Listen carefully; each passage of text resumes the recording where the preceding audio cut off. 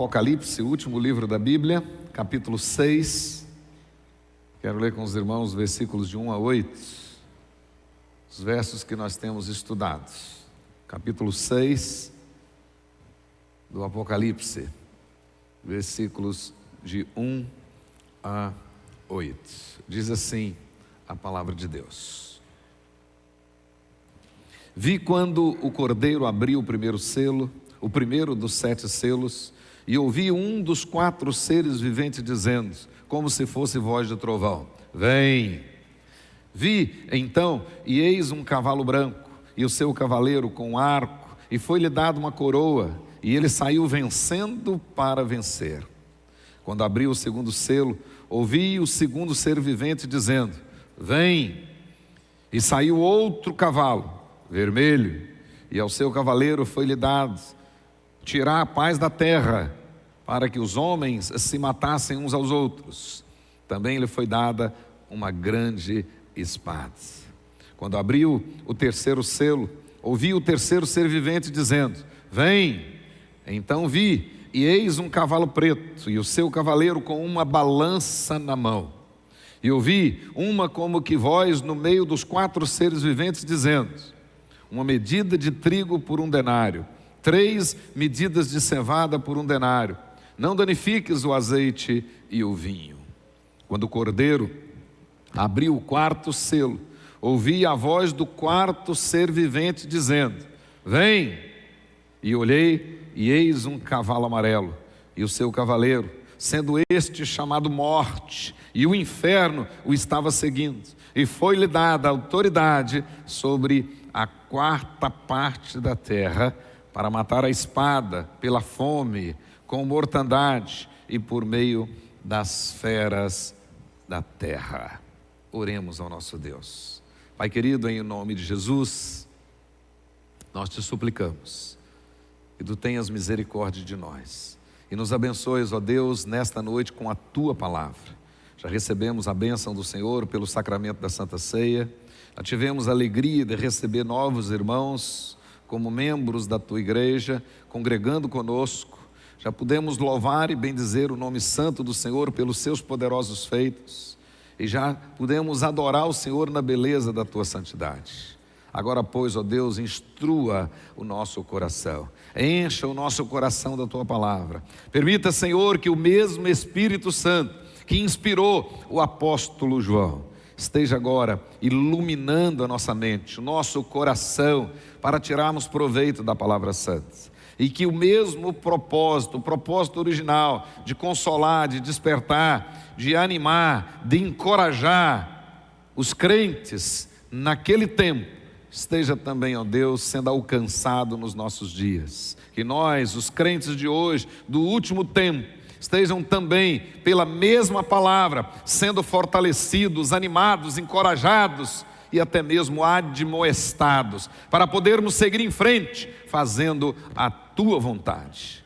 Ajuda-nos, ó Deus, e neste exato momento, repreenda tudo aquilo que não procede do Senhor, faça bater em retirada toda obra do inferno, e permita que o Espírito Santo, que inspirou esta palavra, esteja agora agindo poderosamente, quebrantando corações e avivando a tua igreja, e permitindo que todos nós possamos crescer no conhecimento da tua palavra. E ao sairmos daqui hoje, saiamos transbordando e desejosos de colocar esta palavra, as lições desta palavra em prática durante esta semana. Ajuda-nos, ó Deus. Abençoa os que estão em casa, os que nos acompanham agora pelos canais da igreja, Senhor. Abençoa os que estão enfermos, os que estão enlutados, ó Deus amado, em nome de Jesus. Nós temos aqui na nossa igreja famílias enlutadas. Visita com poder e graça, enche o coração desta graça especial, ó Deus, para que eles possam também enfrentar esse momento adverso. Em o nome de Jesus, para a honra e glória de Jesus. Amém. Glória a Deus. Meus queridos irmãos, nós vamos continuar com a nossa exposição com o objetivo de manter viva a nossa esperança no Cristo glorificado.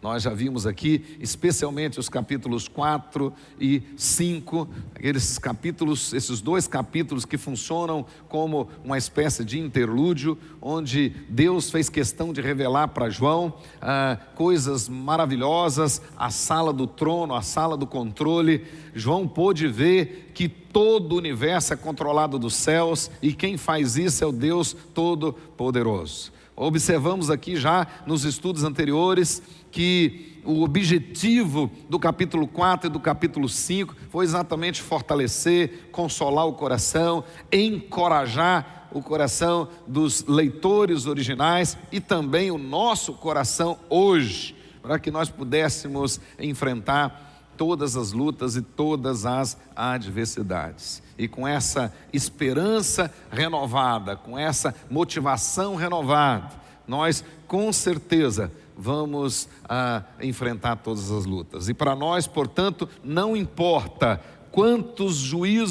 de quantos juízos estejam repleto o livro da história humana. Com certeza, Deus não nos abandonará, não nos deixará e nos guardará em meio às provas, em meio às adversidades. Na última mensagem, nós iniciamos aqui os nossos estudos sobre a visão da abertura dos selos. Capítulo 6, versículo 1, até o capítulo 8, versículo 6. Uma longa série de julgamentos divinos que serão derramados sobre toda a terra. São julgamentos divinos que alcançarão toda a terra. E esses julgamentos têm o propósito de provar, também tem o propósito de dar oportunidades de arrependimentos, mas tem o propósito também de juízos. Conforme nós vimos na mensagem anterior, esses selos têm paralelo direto com o texto de Mateus capítulo 24, do versículo 3 até o versículo 31, e também com o texto de Marcos capítulo 13, versículos de 5 a 13, e simbolizam tribulações, perseguições, calamidades, dores que ocorrerão num período indefinido entre a ascensão do Senhor Jesus e a sua segunda vinda. Portanto, no período da igreja, e por causa disso, a igreja já passou, está passando e passará por estas adversidades. Então, esse entendimento é correto, faz sentido, porque o livro do Apocalipse foi um livro escrito para uma igreja histórica, para leitores históricos, para um povo que historicamente, naquele exato momento, passava por lutas, passava por adversidades e que clamava ao Senhor por socorro e esperava de Deus uma resposta. E o livro de Apocalipse, então, foi escrito como resposta de Deus, foi escrito como a palavra de socorro de Deus para aqueles irmãos que estavam passando por lutas e adversidades, por aqueles irmãos que estavam sofrendo, especialmente os leitores originais do finalzinho do primeiro século. E, portanto, como palavra de Deus, serve para nós também, serve para a igreja em todas as épocas. É nesse sentido que nós temos interpretado o Apocalipse, o capítulo 1, o versículo 9, quando diz lá a respeito das coisas que hão de acontecer. No nosso entendimento, as coisas que hão de acontecer, já aconteceram, estão acontecendo e vão acontecer nesse período entre a ascensão de Jesus e a sua segunda vinda. Então, todas essas coisas que hão de acontecer, elas fazem parte desses acontecimentos entre a segunda vinda e a parousia. Tem relação com o juízo final, com o estado eterno, com o novo céu, com a nova terra.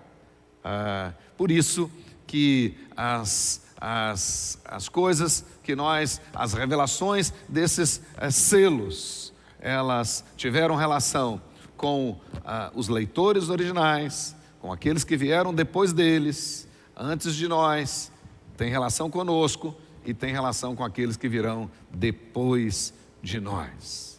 Com esse entendimento e obedecendo aos ensinamentos do próprio Senhor Jesus, nós entendemos que não nos compete conhecer os tempos e as épocas que o Pai reservou pela sua exclusiva autoridade. Atos capítulo 1, versículo 7. Mas a nós outros que já recebemos o Espírito Santo, que temos o Espírito Santo, nos compete testemunhar do Evangelho de Jesus, independente das circunstâncias, em todos os lugares e o tempo todo.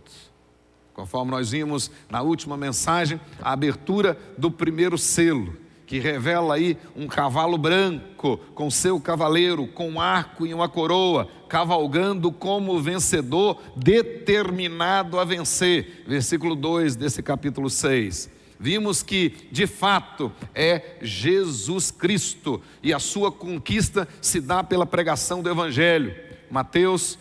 Marcos capítulo 13, versículo 10. Apesar do ambiente hostil, o Evangelho alcançará a vitória. O Evangelho será pregado efetivamente em todo o mundo e terá resultados maravilhosos. Entretanto, vimos claramente aqui que o aparecimento do cavalo branco, com seu cavaleiro cavalgando como vencedor, determinado a vencer, automaticamente provoca o aparecimento dos outros 3 cavalos.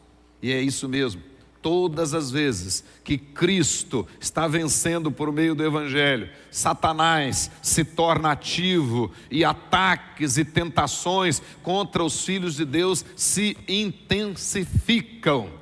Por isso que, se nada está acontecendo na sua vida, é importante você rever o seu testemunho, né? É muito importante. Se você não está incomodando ninguém, é importante rever o seu testemunho.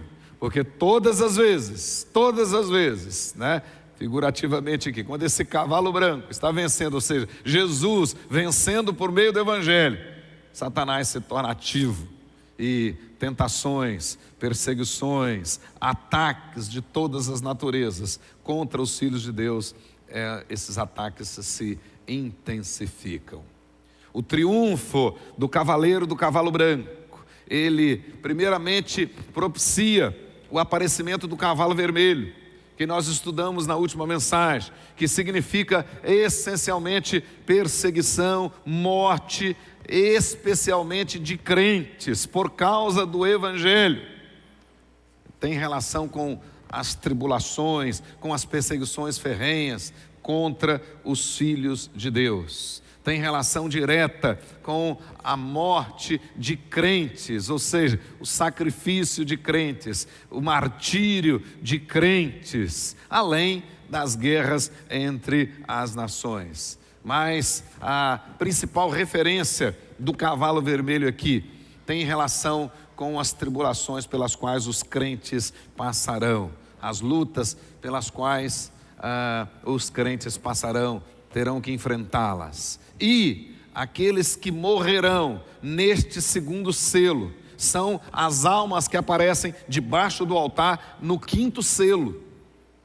No 5º selo. Portanto, estamos aqui falando de crentes martirizados, aqueles que sofreram o martírio, sofreram sacrifício por causa do Evangelho do Senhor. Isso aconteceu muitas e muitas vezes em alto grau, em um número considerável, no 1º século, no final do 1º século, no 2º, no 3º, especialmente no 2º e no 3º, muitos morreram. E depois, ao longo da história da igreja, na época da Reforma, na época da Idade Média, muitos morreram. E hoje, muitos estão morrendo em vários lugares por causa do Evangelho.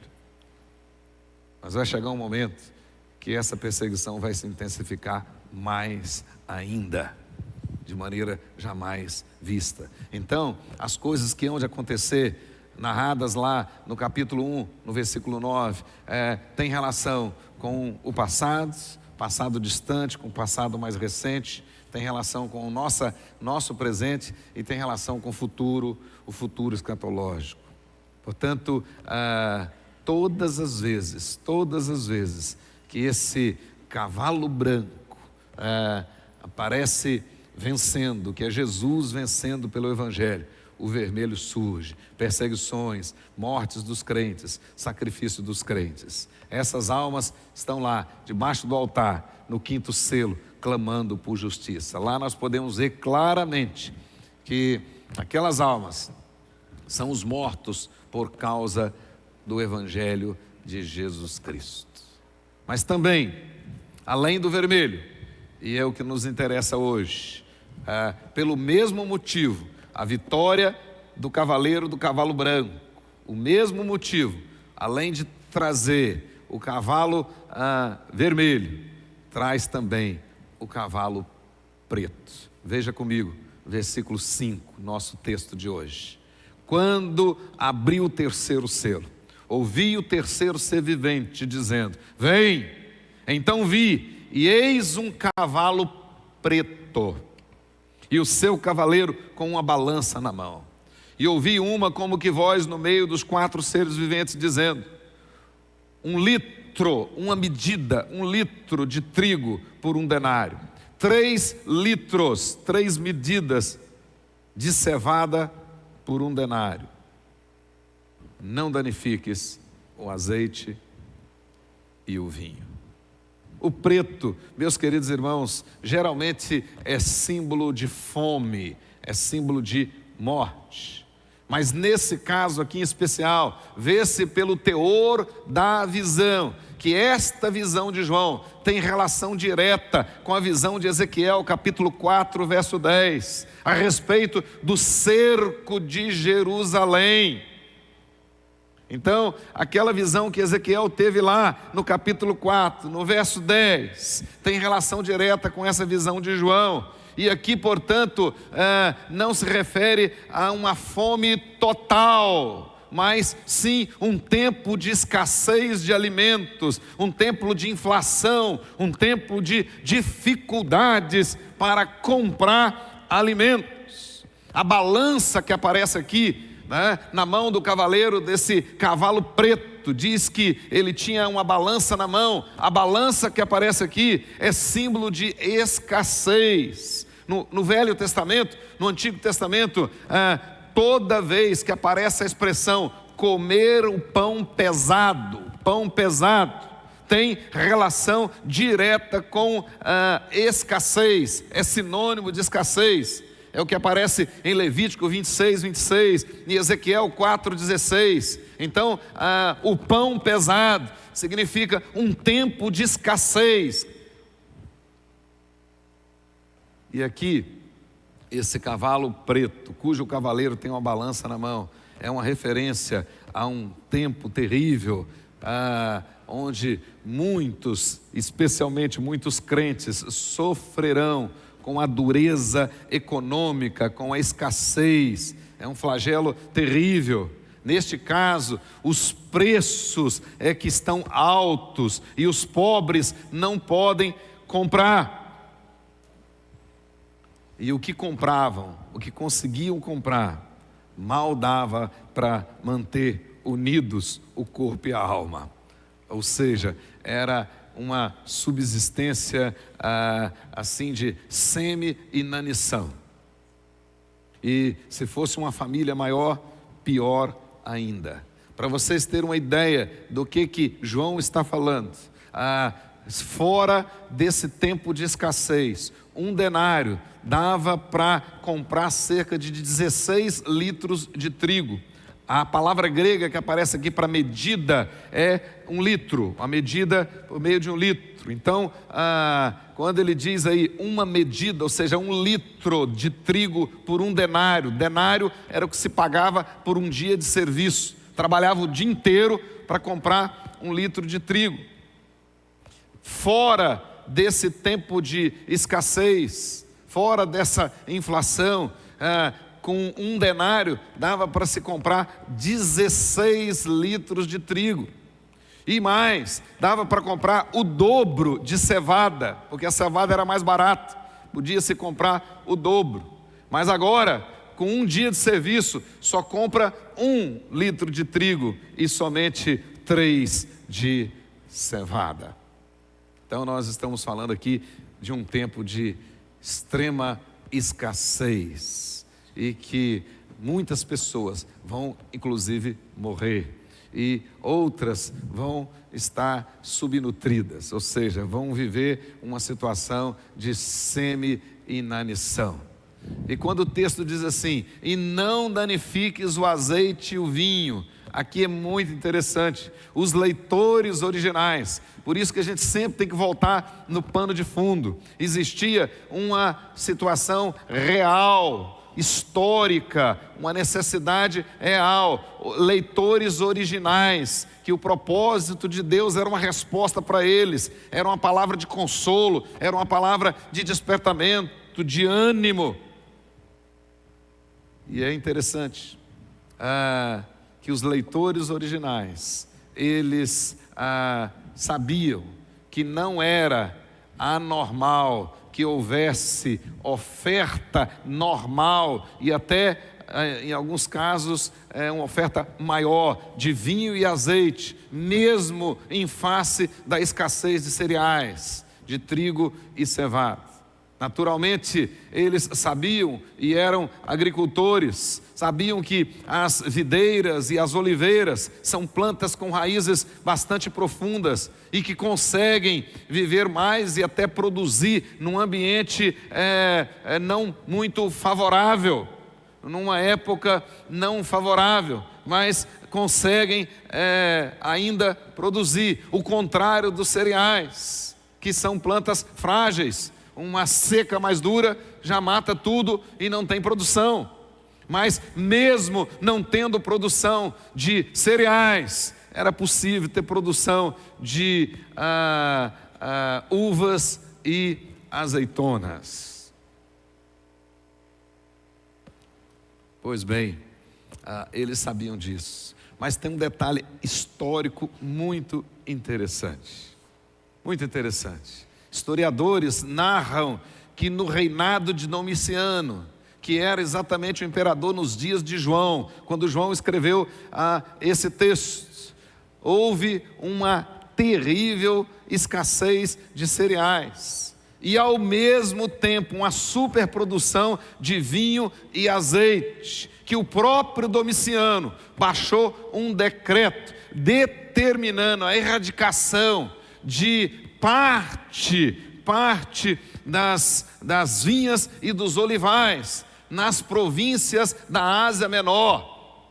Então era histórico, estava realmente acontecendo uma situação que todos tinham conhecimento, e o imperador então mandou erradicar, cortar, abrir espaço para tentar aproveitar aquela terra onde estavam as uvas e as azeitonas, onde estavam os olivais, onde estavam as plantações de uvas, para plantar cereais ali e tentar aproveitar a qualidade da terra e produzir alguma coisa. Mas é interessante que nas províncias da Ásia Menor, os ricos e produtores de azeite e de vinho protestaram contra o decreto do imperador e chegaram ao ponto de se levantar, se rebelar contra o decreto. E aquela oposição foi tão grande que o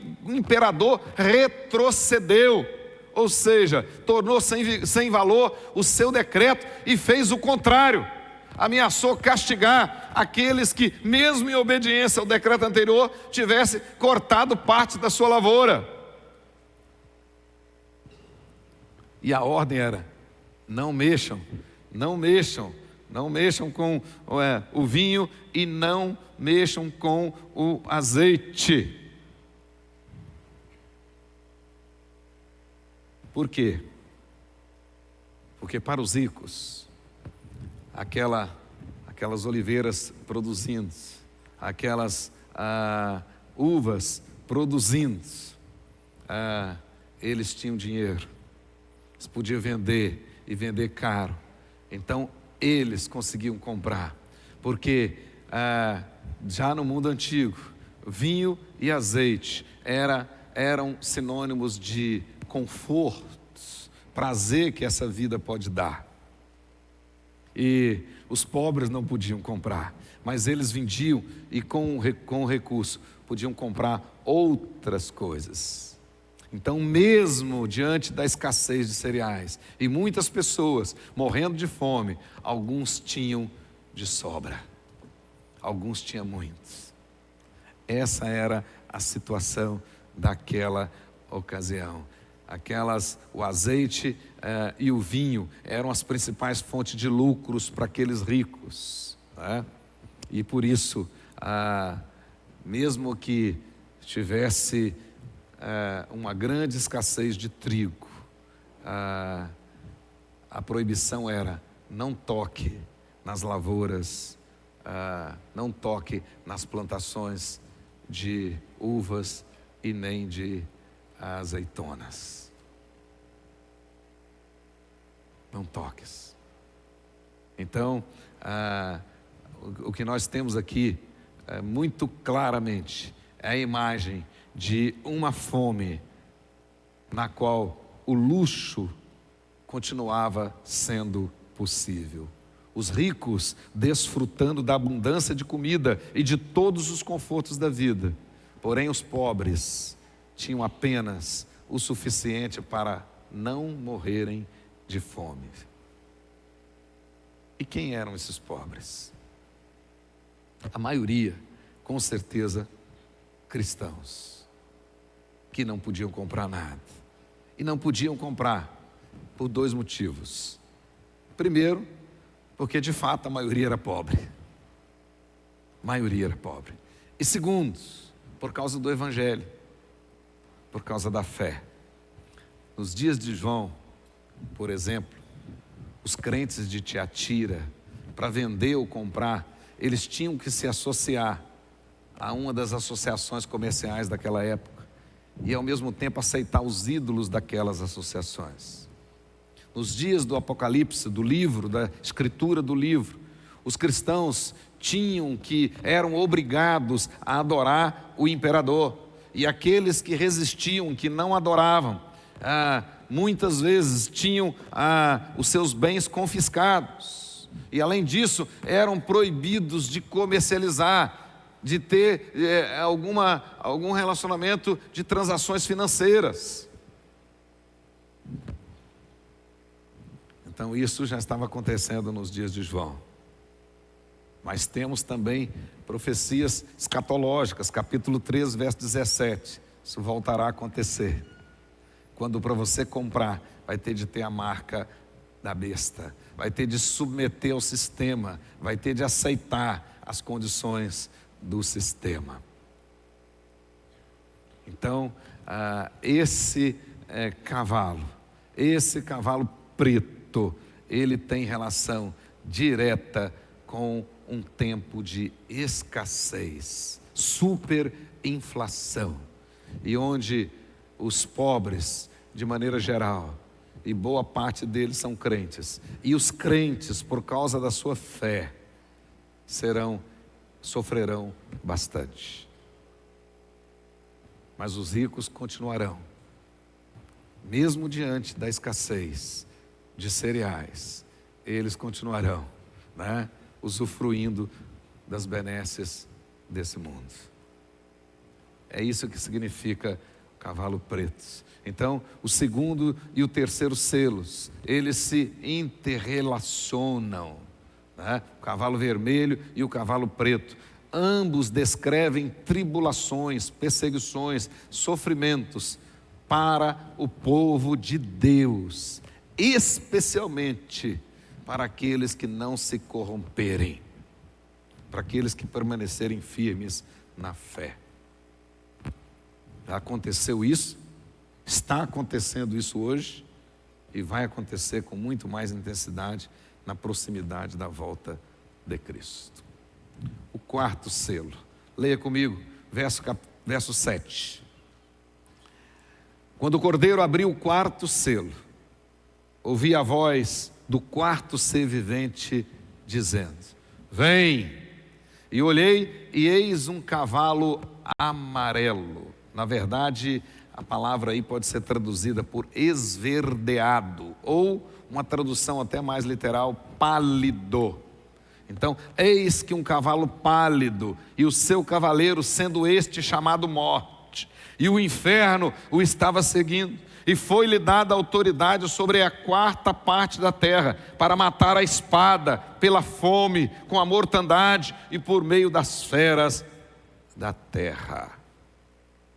Esse quarto cavalo, a visão desse quarto selo, tem relação direta também com a visão de Ezequiel, capítulo 14, versículo 21. A visão do inevitável julgamento de Jerusalém. Lá em Ezequiel, capítulo 14, verso 21, encontramos as seguintes palavras: pois assim diz o soberano Senhor, quanto pior será quando eu enviar contra Jerusalém os meus 4 terríveis juízos. Ele diz: a espada, a fome, os animais selvagens e a peste, para com eles exterminar os seus homens e os seus animais. Então esse cavalo pálido, esverdeado, traduzido aí na nossa versão comum como amarelo, esse significa, sim, literalmente, guerra mesmo, fome, pestilência. Refere-se a infortúnios que também os crentes sofrerão juntamente com o mundo. Então observe bem, assim como no segundo, no terceiro, aqui no quarto cavalo também, além de muitos não crentes morrerem por causa de todos aqueles infortúnios, principalmente os crentes sofrerão. Principalmente. Agora também, esse quarto cavalo está falando de guerra. E muitas pessoas que não têm relação com o cristianismo morrerão pelas consequências da guerra ou pela guerra direta. Mas principalmente os verdadeiros crentes, eles sofrerão muito por causa desses infortúnios. O cavalo aqui, ele é horrível. E o seu cavaleiro é o único dos 4 cavaleiros, é o único que é nominado. Esse aí tem nome. O cavaleiro desse cavalo amarelo tem nome, e o nome dele aí é Morte. O texto diz: e o seu nome é Morte, e ele é seguido pelo inferno, pelo Hades, que é a tradução melhor, que significa mundo dos mortos, não somente inferno propriamente dito, mas o mundo dos mortos. E na verdade nós temos aqui uma realidade só. Nós temos aqui uma moeda de 2 lados, porque a morte e o Hades são inseparáveis, como o reverendo Hernandes tem dito. Na verdade, a morte derruba e o Hades recolhe. A morte pede o corpo, enquanto o Hades reclama a alma. A morte e o Hades, ou seja, o mundo dos mortos, são inseparáveis. Mas o texto diz que foi dado a esse cavaleiro autoridade limitada, apenas 1/4 da terra. E isso, mais uma vez, mostra a soberania de Deus sobre tudo e sobre todos, inclusive sobre o inferno. Então, na verdade, quem manda no inferno é Deus. É Ele que tem soberania absoluta. Esse cavalo, essa a representação da morte, da destruição, do sofrimento terrível, também está sob o poder de Deus, sob a autoridade de Deus. Foi-lhe dada apenas autoridade sobre 1/4. Autoridade limitada. O seu círculo de ação é limitado, o seu território é definido. Assim também a ação de Satanás é limitada, o seu território é definido. Ele está debaixo da soberania de Deus também. Então não existe essa questão da luta de Satanás com Deus. Não, é Deus que controla tudo e todos. Luta de Satanás com Deus só no carnaval, porque Deus é soberano sobre tudo e sobre todos. É Ele que tem o poder das chaves e do inferno. E nesse caso, esse ciclo de ação é limitado. E o texto diz, poder para matar a espada. E aqui tem um detalhe interessante para a gente comparar com o segundo selo. Aqui sim, a palavra traduzida aqui é assassinar mesmo. E a palavra espada que aparece aqui no quarto selo é diferente da palavra espada que aparece no segundo selo. No segundo selo, a palavra espada lá é cutelo, é a faca para o sacrifício. Por isso que os que morrem no segundo selo têm relação com o sacrifício, têm relação com o martírio. É as almas que vão aparecer no quinto selo. Mas aqui no quarto selo, a palavra que aparece por espada aqui é realmente uma arma de guerra. Portanto, é uma espada de guerra, não é mais de sacrifício, é instrumento de guerra. É a mesma palavra que vai aparecer em Ezequiel 14, 21, que vai aparecer no primeiro livro de Samuel, capítulo 17, versículos 50 e 51. Portanto, o quarto cavalo está falando de guerra mesmo, guerra de verdade. Muitas que já houveram, que estão hoje acontecendo e que acontecerão e que serão intensificadas na proximidade da volta de Cristo. Então, o quarto selo descreve os sofrimentos universais e tem caráter, tem o seguinte caráter: primeiro, pela espada, guerra; pela fome, aqui nós temos diferente do cavalo anterior, da escassez. Aqui é fome por causa da destruição da guerra. Então aqui não tem nem a questão de não danifiques o azeite e o vinho, ou o vinho e o azeite. Não, aqui é fome mesmo causada como consequência da guerra. E todos vocês sabem disso. Numa situação de guerra, é uma época de muitas privações, e dentre elas a fome, a destruição que traz a fome. Mas a guerra também traz a mortandade, né? Então, quando ele fala aqui de pestilências, de pragas, de doenças, epidemias, pandemias, né? A mortandade causada também, né? Por todo esse contexto de guerra e de fome. Então são as consequências da fome. Então, em todos esses lugares, quando a guerra vai aumentando e vai demorando, né? Epidemias vão surgindo, doenças vão surgindo, pestes vão surgindo. Mas o texto diz também, por meio das feras do campo. Aqui tem uma referência ao segundo livro de Reis, capítulo 17, verso 25, né? Falando de quando a Síria levou cativo Israel e colocou outros povos no lugar, e esses outros povos blasfemavam, não adoravam o Senhor, e Deus permitiu que feras do campo pudessem assustá-los, pudessem causar danos a eles, leões que mataram alguns do povo.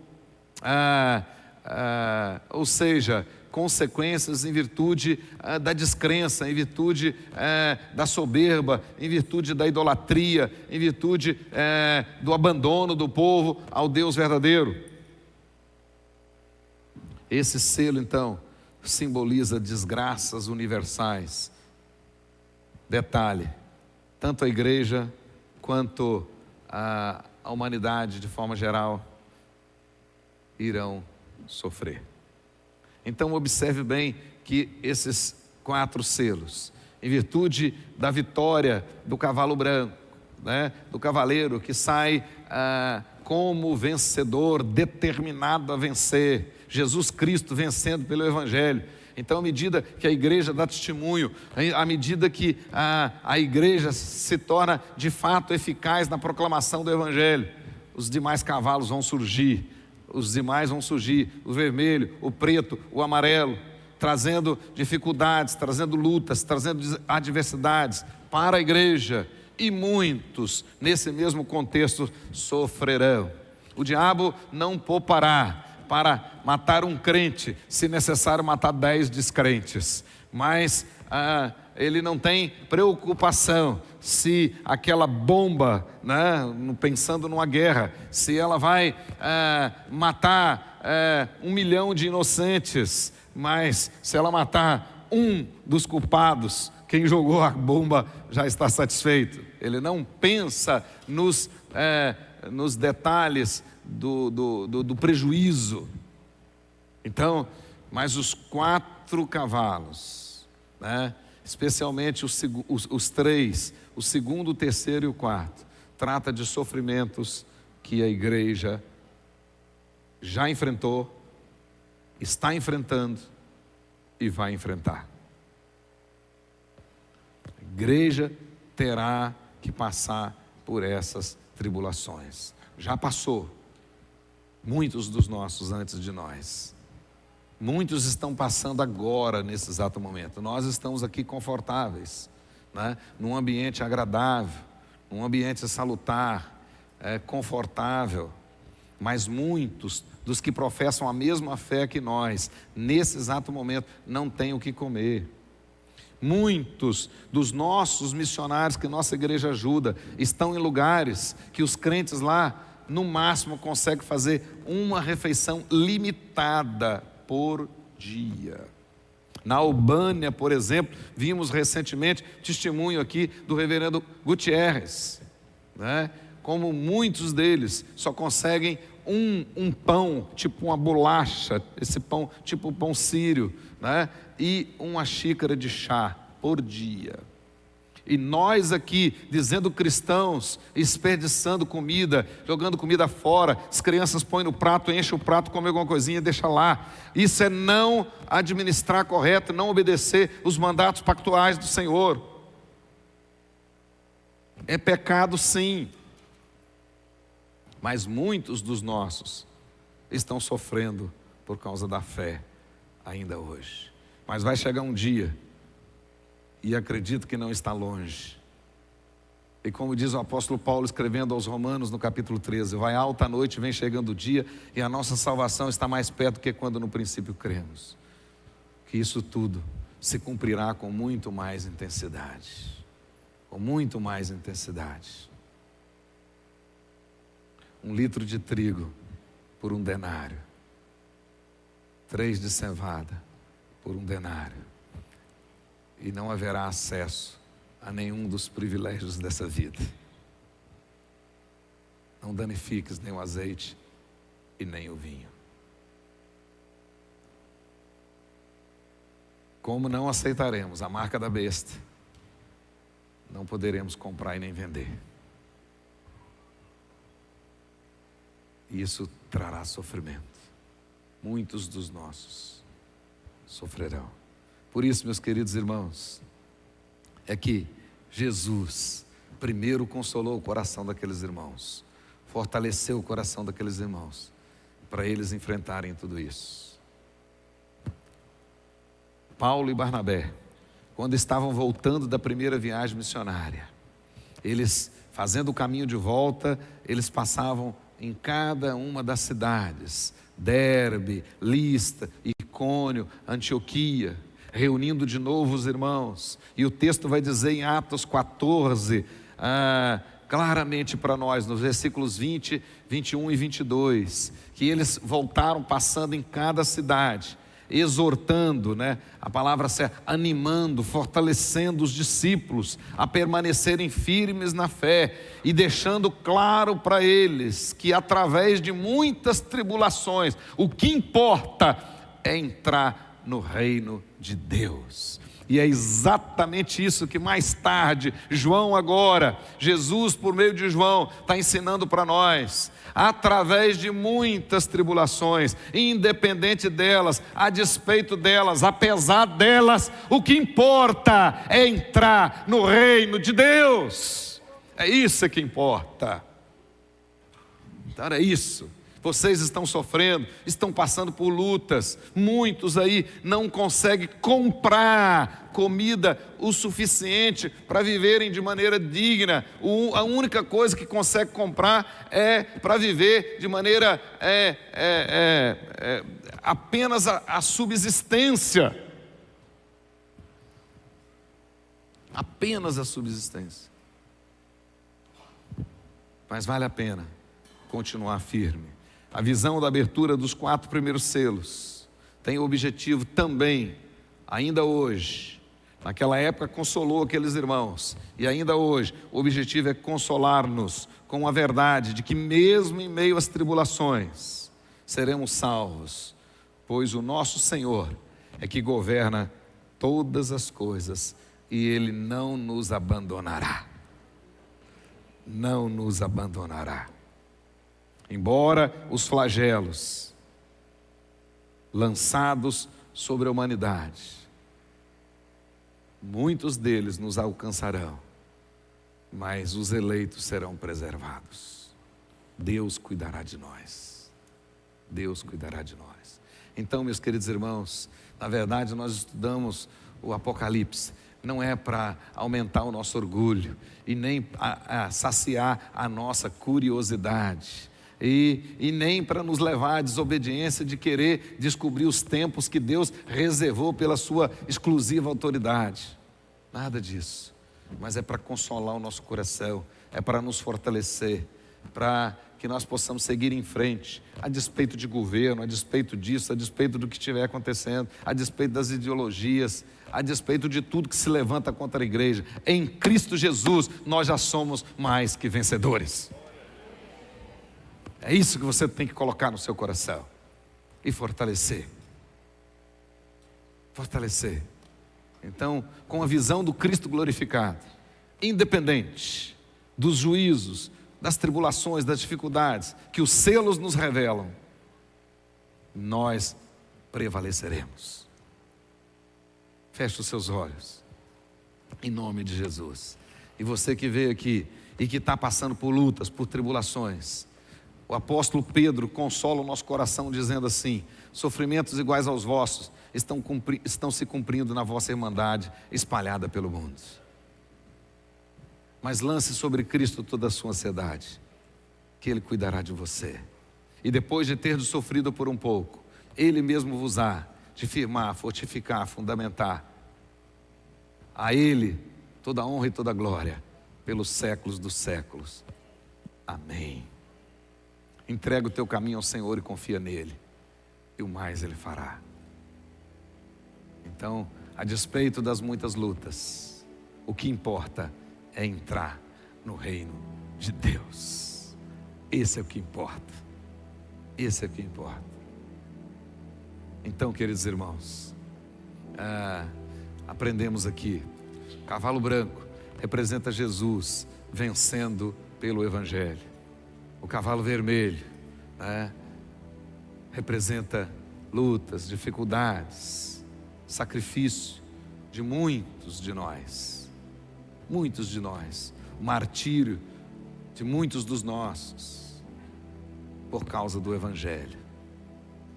O preto, um tempo de escassez, que já aconteceu, está acontecendo hoje, mas vai acontecer com muito mais intensidade. Com muito mais intensidade. E a igreja, os que não aprenderam, vão aprender a não colocar o coração nas coisas desse mundo. E vão perceber que as coisas desse mundo não têm valor. Não tem valor. Mas o cavalo pálido, esverdeado, amarelo, guerras. E nós estamos nesse mundo e sofreremos as consequências da guerra. Sofreremos. E as consequências da guerra são fome.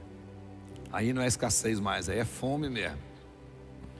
As consequências da guerra, doenças, pestes, epidemias e tantas coisas. E nós já temos conhecimento hoje de guerras químicas, de guerras com ogivas de convírus.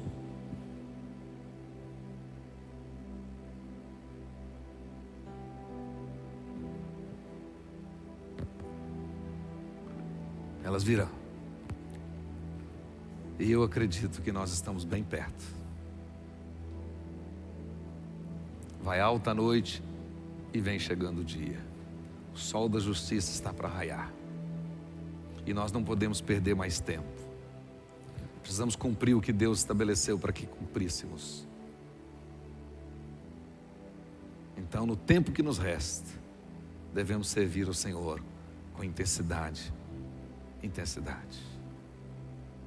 Porque daqui a pouco não poderemos mais. Não sei por quanto tempo as portas dessa igreja ficaram abertas. Não sei. Mas poderão ser fechadas.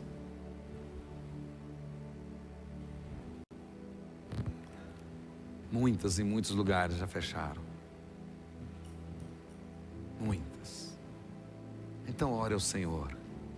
Peça ao Senhor para reavivar o seu coração, para você não temer as adversidades, para você não ficar atemorizado com o tamanho dos Golias, mas que você tenha a mesma fé no Deus de Davi. Em nome de Jesus.